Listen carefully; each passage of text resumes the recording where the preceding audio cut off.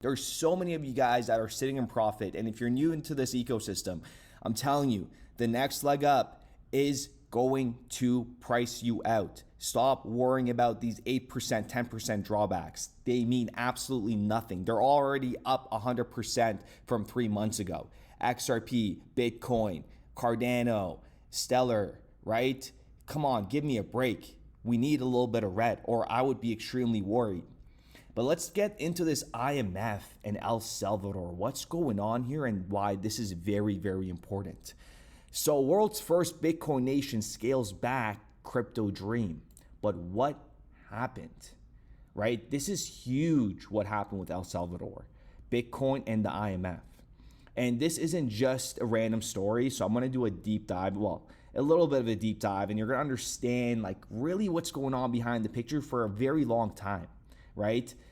You know, this is a turning point for how global institutions are dealing with crypto. And honestly, it says a lot about where we're headed. So El Salvador, as per this article, secured a $1.4 billion loan from the IMF.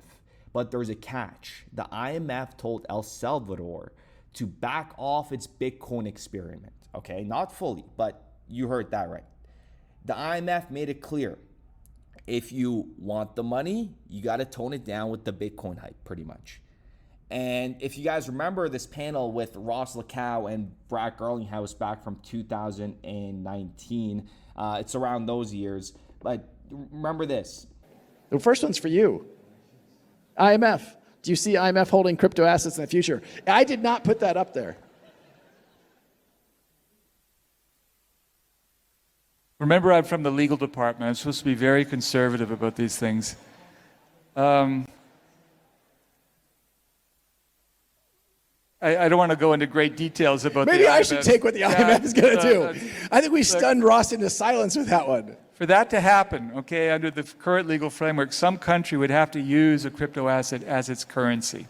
So, I mean, there was always uncertainty. Again, we're creating and writing history as we progress and learning all together at the same time. Please try to understand that. We're going through an education phase where if you educate yourself accordingly, you're going to create a lot of wealth.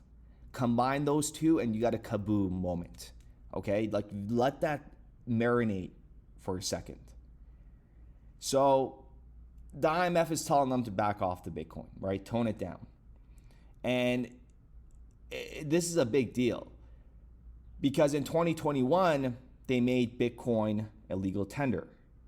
And remember, it was very controversial and people were like, wow, that's like a very bold thing to do in 2021. And it made headlines around the world. But the IMF, they've never been a fan of Bitcoin to begin with.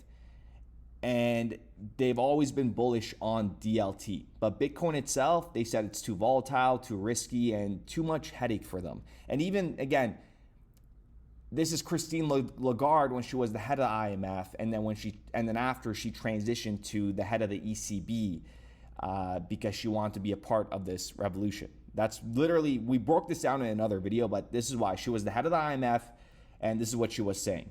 So I think the role of the disruptors and anything that is using distributed ledger technology, whether you call it crypto assets, currencies or whatever, and it's far from the bitcoins that we used to talk about a year ago, that is clearly shaking the system.